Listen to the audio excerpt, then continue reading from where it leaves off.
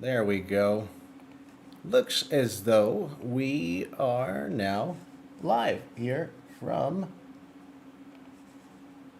headquarters here at Spark TV. I'm going to be sending our, over here in the corner, hey, look at that, infinite loop. I'm going to be sending this along to everybody listening. Appreciate you all tuning in this evening. Just wanted to hop on and give a brief update on the state of things as we continue to develop this program, this overall channel, this streaming channel. And as you may be able to hear, we've got the rain outside. I've left the windows open, bringing in that nice evening cool air as we are looking then at the,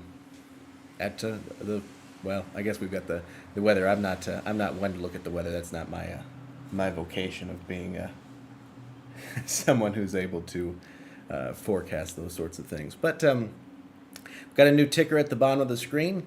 Shows us what's going on Spark, or www.thespark.buzz. Show you everything you need to know about the latest stories from the newsletter. If you're not subscribed to the newsletter, hey, head on over www.thespark.buzz. You can check that out and find out everything you've been missing about our creativity newsletter, all about innovation, imagination, all those different things that all part of the creative process, all part of it as we tell different stories. That's my goal, is to tell the story both in the news and from our history, our headlines in history, as I like to say, all that good alliteration branding that I've been working on, all those different things combining to tell the story of creativity, both from the history books and from our headlines. And I think that's important to look at as we dive into really thinking critically about creativity, because it's not something that we think too critically about. And maybe there was a time in my past where I would have said, you can't study something like that. That's something beyond study. But as you dive into it more, there are a lot of interesting folks that have done quite a bit of research. People like Osborne and Parnes. I was just reading about J.P. Guilford, who did creativity testing during like World War II, which is an amazing thing to think about. And I don't have the book on me. Otherwise, I would grab it for you and read you a little bit about it. And I don't think it's back there either. I think it's on the living room floor, so I won't get up and go get it right now. But it's a very interesting look at things. A book written by Mihai Csikszentmihalyi, I believe is exactly how you say it. And he was pretty much a legend as far as looking at creativity, looking at flow. He wrote the book on flow, getting into the flow state, how that works. Very, very important guy, very important thinker for the study of creativity, the study of flow. And so certainly something to appreciate. And David, I see your comment. Thanks for tuning in. I guess it's raining where you are as well.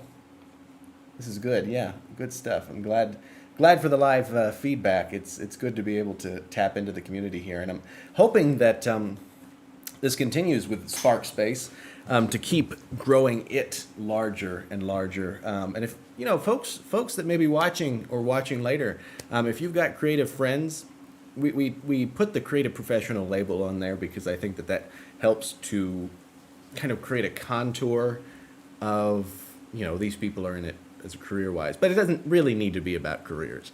It's just folks that see creativity, that have a real sense of creativity. That's it. I think that's all you really need. So if you got friends that you want to invite to Spark Space, by all means, bring them on in. We are glad to have them.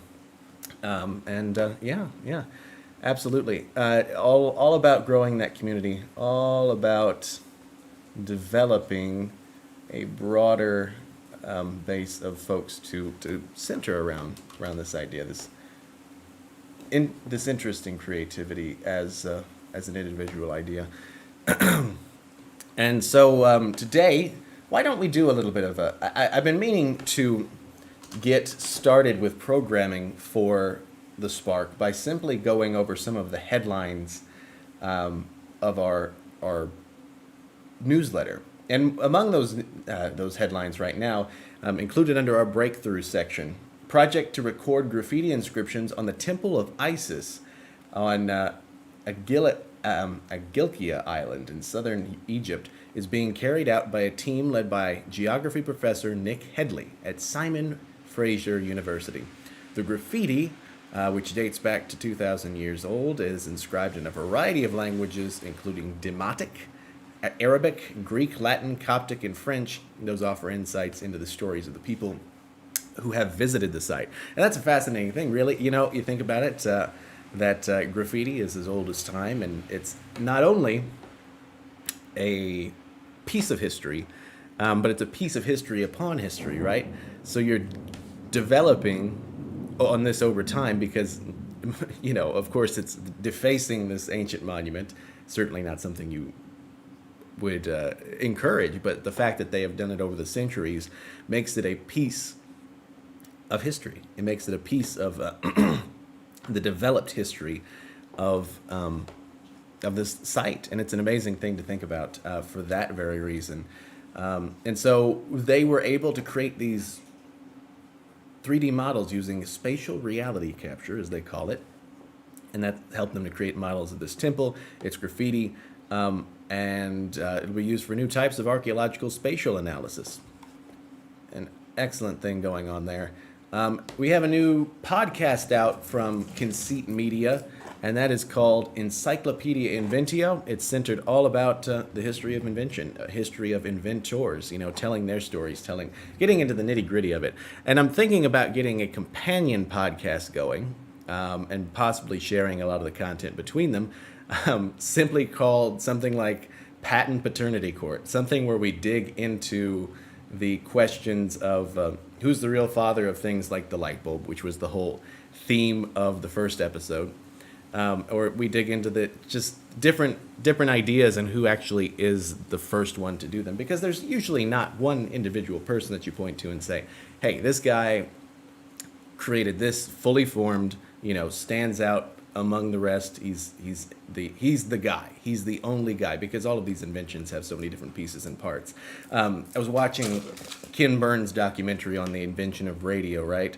And there you get into some interesting space as far as just a really complicated history, a really broad and murky area of the creative history of the radio. There's not a single person that, you know, says this is the radio guy.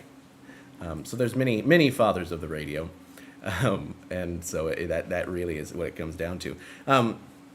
And under our changes and trends category, following a lot of those changes and trends within the Spark, that is the goal of breaking a lot of those down for creatives and creative professionals alike. Recently, there was an AI-made piece of music, actually several, imitating Drake, The Weeknd, and Kanye West, actually. And so it's really imitating these guys. It's pretending to be them. And so I was reading as well about this article from The Guardian saying, can pop music survive, right? Is it going to get to the point where all the rhythms, the chords, the pieces and the parts of music break down to where AI keeps replicating it and replicating it and replicating it? A really fascinating topic, something that is hard to say as you look forward in time towards the shape of things to come. The head of audiobooks at Spotify, and if you've been following Spotify, they have been rolling out and trying to get into that audiobook space, much like Audible. His name is Nir Zickerman. He's the vice president and global head of audiobooks at Spotify. He's going back into entrepreneurship, which is always a great thing. It's the latest string of exits in that area at Spotify, currently searching for a successor to him. So those are all great pieces of the puzzle to look at this week as far as the story of the week in creativity. Huawei is predicting AI computing power will increase by 500 times by 2030. They announced their commitment to investing in domains like connectivity and computing, storage, and cloud to accelerate digital transformation. The company is forecasting that artificial intelligence computing power will increase by 500 times by 2030, and global spending on digital transformation will reach 3.41 trillion. I think that the rain is really picking up now. I'm sure that you all can hear that quite well. It kind of counteracts the soundproofing I've done in my studio whenever I just leave the window open to experience the nice night air. But hey, it creates atmosphere for myself anyway. Perhaps not for you as much, but let us see. Our next story, Discovery, under the Discovery and Invention section. A recent study produced in the journal Cell shows that there may be a link between gut bacteria, bone loss, and the effects of microgravity on the body.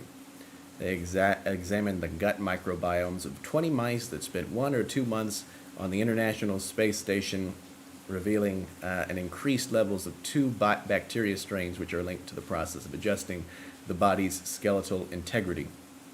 As humans continue to explore space, as the story we've got here on the Spark says, understanding these effects and how to mitigate them will be essential to keeping astronauts healthy.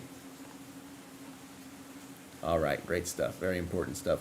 And Twilight's coming back apparently as a TV show. That's a little bit of under our IP section, all of our updates on intellectual property going into effect. Something to keep an eye on. All right, good stuff. Another important note, we've got some courses now which are available through Gumroad, and you can check those out. But one of the other things to mention is that if you refer the Spark to a friend, we'll send you those courses for free. Well, for each friend, we basically level up. You get to level up. For each of person that you refer that signs up, you get a course from us, as I've been compiling those over the last several days, really trying to dig deep into subjects like how to create things like passive income for creative professionals, because that I think is a very important thing, and that is my goal as well, that I continue to build on, finding those passive income things and streams, because let's face it, we need in this life either some level of a security as far as a fallback, or we want to create passive income so we can commit ourselves more fully to whether it's our art or anything like that, to dive into those things full time. So that's a priority for me, and I'm sure it's a priority for a lot of people in that way. All things to consider. All things to consider. I think we'll leave it there for tonight. Appreciate you all who have tuned in and who will find this later on. And this has been, I think, our inaugural episode of our Bulletin series, which will simply be looking at some of our top headlines and stories, getting a look at what's new in the world of creativity, what creative professionals need to know, what creative thinkers in general need to know, and breaking down, looking at the story of inspiration, innovation, all these things in the news and how it affects us all. So appreciate you all spending the time here. As always, it's a great thing anytime you make the time. And so for now, say thanks again.